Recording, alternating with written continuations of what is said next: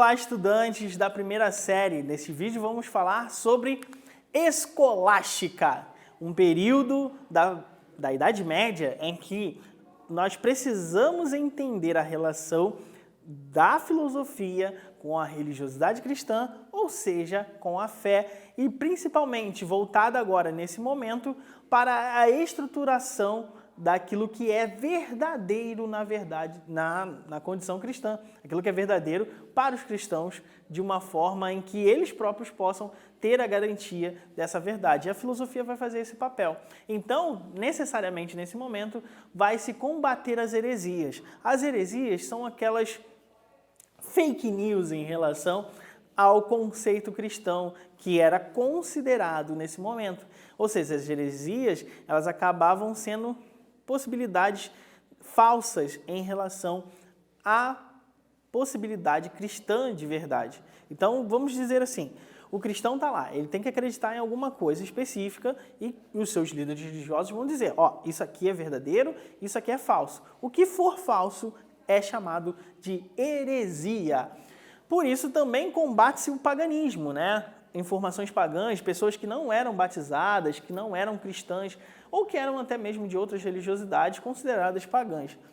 E combate também a ideia de que Deus não existe, ou a aceitação do Deus cristão. Então nós vamos ver aqui, até mesmo muitas vezes, né, uma truculência, ou até mesmo uma imposição da verdade cristã sobre a sociedade.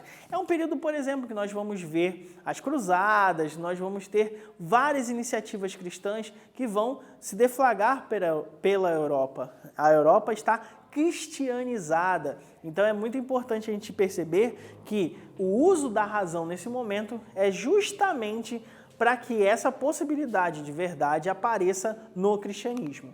Então, uma das coisas importantes desse período é também entender que ele se chama escolástica justamente por conta desse comportamento voltado à educação numa escola. Então, necessariamente, nós vamos ver que o ensino escolástico, ele possui uma estrutura que vai ser deflagrada.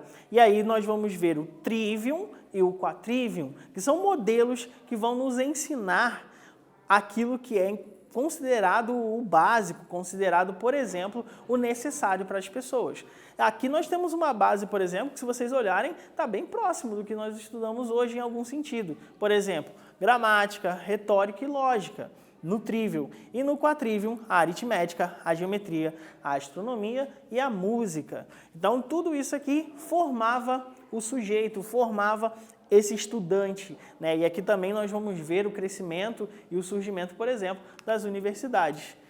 É importante ressaltar que mesmo com esse comportamento muito religioso, outras iniciativas, outras formas de pensamento surgiram, como os alquimistas, que buscavam a pedra filosofal, buscavam o elixir da vida eterna e faziam isso também com um aspecto místico muito forte. E, nesse momento, nós vamos ver que é retomada a reflexão acerca de Aristóteles na filosofia. E esse papel foi exercido pelos filósofos árabes, como, por exemplo, Avicena, Averroes.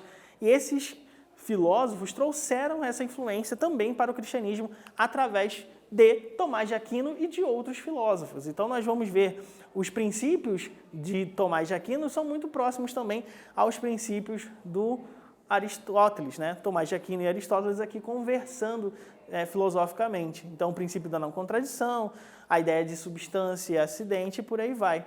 As 5 vias da existência de Deus, então é o ápice dessa filosofia do Tomás de Aquino, em que, através de 5 argumentações, ele vai demonstrar a possibilidade da existência de Deus. Então, nesse vídeo, nós falamos sobre a escolástica e Tomás de Aquino e a filosofia árabe e também ressaltamos a importância desse período na história da filosofia. Espero que vocês tenham gostado e até breve.